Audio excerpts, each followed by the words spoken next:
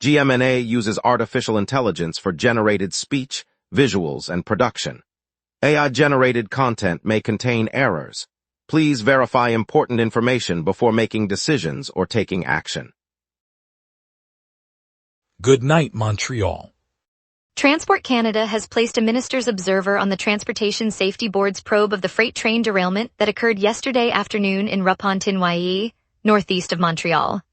The observer will work alongside board investigators, providing federal oversight while rail inspectors continue to verify safety measures at the site. Officials said the derailment triggered an immediate safety investigation, prompting the deployment of additional inspectors to monitor track conditions and equipment compliance. The minister's observer will report directly to the department, ensuring federal oversight throughout the inquiry. Rail inspectors are conducting daily checks on track geometry, signaling, and cargo securement to prevent further incidents. The Transportation Safety Board remains the lead agency, but Transport Canada's presence underscores the government's commitment to ensuring the incident does not repeat. No injuries were reported, and service disruptions on the affected line are being assessed. Sophia Jensen captured the silver medal this afternoon in the Women's C1 500-meter sprint at the International Canoe Federation World Cup on Parc Jean-Drapeau. Jensen crossed the finish line just behind the gold medalist, delivering a strong performance that kept Canada in contention for the top spot on the podium. The race, part of the annual ICF Canoe Sprint World Cup Series, featured a tight field of elite paddlers from around the globe. Spectators along the waterfront cheered as the Canadian athlete powered through the final stretch, securing second place in a race that highlighted the speed and technique required for short-distance canoeing. Jensen's result adds to Canada's growing presence in the sport and sets a promising tone as the World Cup continues with upcoming events later this week. The World Cup gathers athletes in both kayak and canoe disciplines, testing speed over short courses. Premier Christine Freichet announced today that the Quebec government will establish a dedicated project office to oversee a reconstruction of a 5-kilometer segment of Route 132 between Delson and St. Constant. The plan calls for a 4-lane urban boulevard that includes dedicated lanes for public transit, cyclists, and pedestrians. The new office will coordinate design, procurement, and construction, aiming to deliver the upgrade as a final gift to voters in the Sanguinet riding. The announcement comes after the recent provincial election, during which the Premier pledged a series of infrastructure improvements for the South Shore. Officials said the project is expected to improve traffic flow, expand transit options, and encourage active transport use along the corridor. Funding details were not disclosed, but the government indicated the timeline will align with the province's broader South Shore development agenda. An 11-kilometer stretch of the Metropolitan commuter rail has been shut after inspectors found the recent construction was poorly executed. The closure, which began today and will continue through Monday, hits a heavily trafficked segment of the network, stranding thousands of riders who rely on the line for work and school trips. Transport officials said the shoddy work compromised track stability and forced an immediate stop to ensure safety. Alternative bus shuttles are being deployed from downtown stations to the outer suburbs, but commuters are warned of longer travel times and crowded vehicles. The interruption comes at a peak travel period, with many passengers heading to the city's summer festivals and weekend markets. The province's transport ministry has pledged a rapid review and corrective work, though no exact reopening date has been set. Riders can check service alerts before heading out. At 4 a.m. this morning, the Institut de la Statistique du Québec released its latest population projections for the province. While Quebec's total headcount has continued to climb, the new forecast predicts uneven growth across regions. Several areas are slated to experience a net loss of residents over the coming decades, even as demand for housing remains elevated province-wide. The projection highlights that while certain rural districts are expected to shrink, demand for new homes continues to climb in urban and suburban markets. The report emphasizes that housing pressure will persist despite demographic declines in those specific zones. Officials said the divergent trends could shape future planning for transportation, schools, and municipal services. The ISQ data will be incorporated into upcoming provincial development strategies as policymakers assess how to balance growth and housing needs across the varied landscape. Coming up, a look at the surge in Quebec emergency rooms and what it means for patients, plus our top headlines. We will be right back. Watch the local sunset tonight at 6 p.m. for all your local Montreal news. Welcome back. I hope you're refreshed. Let's dive into today's headlines, and now over to Rachel for the local stories you need to hear. Emergency departments in both Montreal and Quebec City are wrestling with an unprecedented influx of patients, officials said. Over the past several days, the number of people seeking urgent care has climbed sharply, straining staff and lengthening wait times across the province. Hospital administrators report that the surge is affecting all shifts, with nurses and doctors stretched thin as they triage a mix of seasonal illnesses and injuries. The pressure has forced some clinics to divert non-critical cases to alternative sites, while ambulances report longer transport intervals before reaching a bedside. Health authorities are monitoring the situation closely and have asked the public to consider whether emergency services are truly needed before calling 911. Many residents have described waiting several hours for even basic treatment, raising concerns that critical cases could face dangerous delays. The ongoing crowding is expected to continue as the summer heat persists. Today, the Montreal Alouettes welcome the Calgary Stampeders in a matchup that pits twin brothers against each other. Tyson Philpott, one of Calgary's primary receivers, lines up opposite his brother Jalen Philpott, a leading offensive weapon for Montreal.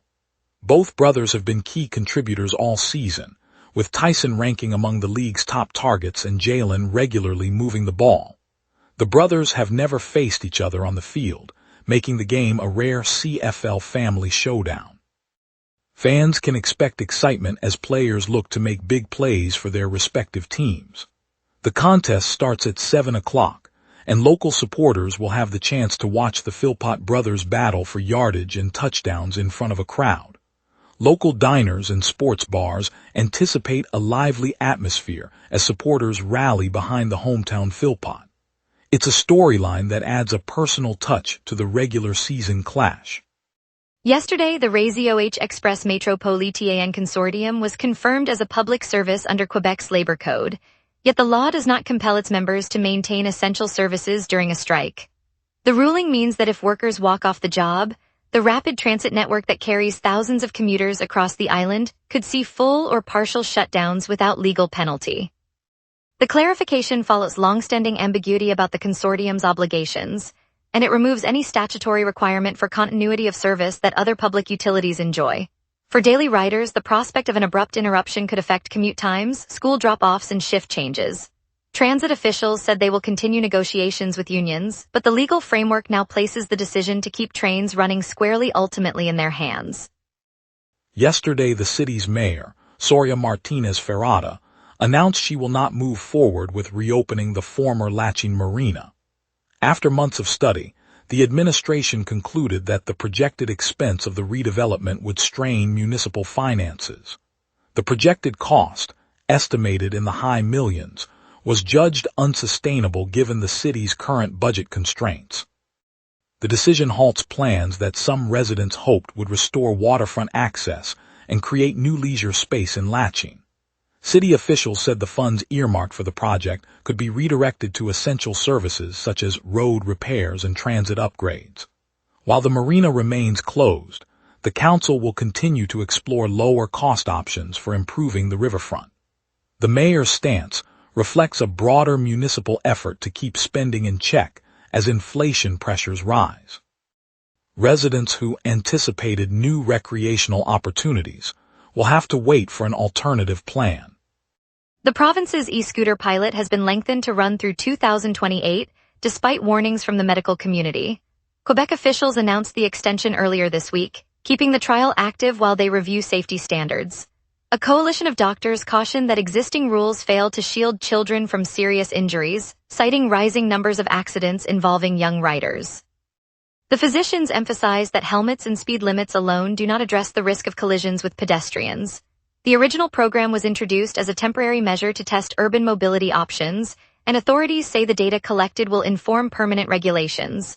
Critics argue the continuation puts vulnerable users at risk, but the government maintains the trial provides valuable insight into traffic flow and emissions.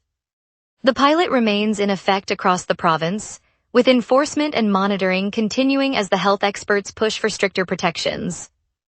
Let's get a look at your night forecast with our meteorologist, keeping you prepared for tomorrow. A ridge of high pressure and a northwest jet stream are locking in tonight's calm, clear skies. On this date, Montreal once baked to a record high of 31.4 degrees Celsius back in 2025, a blistering spike that rode the tail of an unprecedented heat wave across southern Quebec. The coldest mark was 11.8 degrees Celsius set in 2016 during a sudden Arctic air plunge that caught the city off guard. By comparison, today's climatological normals sit around 29 degrees for the high and 16 for the low, making tonight's 22 degrees feel comfortably moderate. The live radar shows a completely quiet canvas across the province. No rain echoes are visible from the St. Lawrence Basin to the Laurentians, and the echo-free zone stretches from the Ottawa Valley eastward. With high pressure building and a steady northwest jet stream at about 63 kilometers per hour, the air mass remains stable. Expect the clear pattern to linger over Montreal for the next several hours before finally dissipating with the sunrise. At 11 p.m. Montreal sits at 22 degrees Celsius, mainly clear with a thin 14% cloud veil. Humidity rests at 66%, and the breeze is a gentle 4 kilometers per hour from the southeast. Pressure is rising as a high-pressure ridge pushes eastward, sealing in the dry air. Overhead, the northwest jet stream streams at 63 kilometers per hour, reinforcing subsidence and keeping convection at bay. Overnight, the temperature will dip to 16 degrees before sunrise, then climb to a daytime high of 28 degrees under clear skies. The UV index registers 6, wind will peak at 13 kilometers per hour from the west, and no precipitation is forecast. No active weather alerts are in effect. Looking ahead, Sunday will warm to a high of 29 degrees with a low of 17, and the sky will stay clear through the night. Monday brings another 29-degree high, but clouds will thicken, delivering an overcast day and a low of 18. Tuesday spikes to a scorching 33 degrees, the warmest of the stretch, while thick cloud cover holds the low at 22, hinting at lingering moisture. Wednesday eases back to 29 degrees under a clear sky, low 19, offering a brief respite. Thursday caps the period with a comfortable 25-degree high and a low of 16, clear and calm as the ridge persists. The pattern remains dry, with no rain windows and steady winds below 25 kilometers per hour. And that's your weather. Remember, the wrap is also available as a podcast. Listen anytime on Spotify or wherever you get your podcasts. After the weather, we'll break down today's traffic, preview tonight's Bell Center concert, and spotlight the Chamber's new business grant. We will be right back. Watch the local sunset tonight at 6 p.m. for all your local Montreal news. And now here's Jason with sports. Montreal's teams are making noise on multiple fronts tonight. The Montreal Alouettes got on the board first against the Calgary Stampeders in style, drawing up a trick play with a wide receiver taking the throw. It was the kind of creative call that had the crowd buzzing, according to Sportsnet, as Montreal struck first in that CFL matchup. Montreal made WNBA history at the Bell Center, hosting the first regular season WNBA game ever played in the city. The Toronto Tempo fell to the Dallas Wings 108-95, but the crowd left a lasting impression. Tempo forward Laura Juskate told reporters afterward, quote, "Maybe we should move here." The Montreal Roses are building towards something significant. The club announced the signings of Marie-Yasmine Aladou and Eve Perisset, two internationally decorated players joining the roster. CBC Sports Soccer reported the moves earlier this week, adding serious pedigree to the Roses ahead of the season. On a crisp Saturday dawn over the eastern tip of the island, the REM tracks at the Côte de Beaupré station glistened with dew as the city stretched awake. Overnight crews from an external contractor had been on the line, tightening bolts and testing signals, a job that ran later than the planned 3-hour window. As the first light slipped over the St. Lawrence, commuters gathered on the platform, coffee in hand, sharing smiles while they waited. A young mother tucked her son into a stroller, his eyes fixed on the sleek train silhouette that would soon glide by, and a street corner vendor handed out croissants to the early crowd, his grin as warm as the fresh pastries. When the final safety check was given, the doors hissed open and the inaugural car rolled forward, its gentle roar echoing through the tunnel. The crowd's quiet applause felt like a shared sigh of relief, a reminder that patience and teamwork keep the city moving. It's moments like these that show Montreal's spirit, steady, hopeful, and always forward. In the heart of Plateau, St. Joseph's Fire Station opened its doors to neighbors and fellow first responders for the Quebec Regional Firefit Championship. Over a Saturday morning, 32 firefighters from Montreal, Quebec City, and even across the border gathered on gym floor, each wearing the red helmet that signals both duty and determination. The competition unfolded in 3 phases: a timed obstacle course that mimicked a burning building, a weighted sled pull testing raw strength, and a simulated rescue where participants hoisted a weighted mannequin up a mock stairwell. One vivid moment stood out when Lieutenant Marco Bushar, after a flawless climb, lifted the mannequin with a grin that caught the attention of schoolchildren watching from bleachers. Their cheers rose above the clatter of metal and the steady thump of heart monitors, turning the event into a celebration of community resilience. When the final scores were posted, Montreal crew claimed first place in team category, a triumph that felt less like a single squad's victory and more like a reminder that the city's safety rests on collective effort of many. It's a simple truth: when we lift each other, we all rise. Thank you, Montreal, for joining us on the wrap. Tonight's highlight was Sophia Jensen's silver finish in the C1 500 meter at the World Cup, a proud moment for our athletes. We appreciate your support and look forward to bringing you more stories tomorrow. See you then.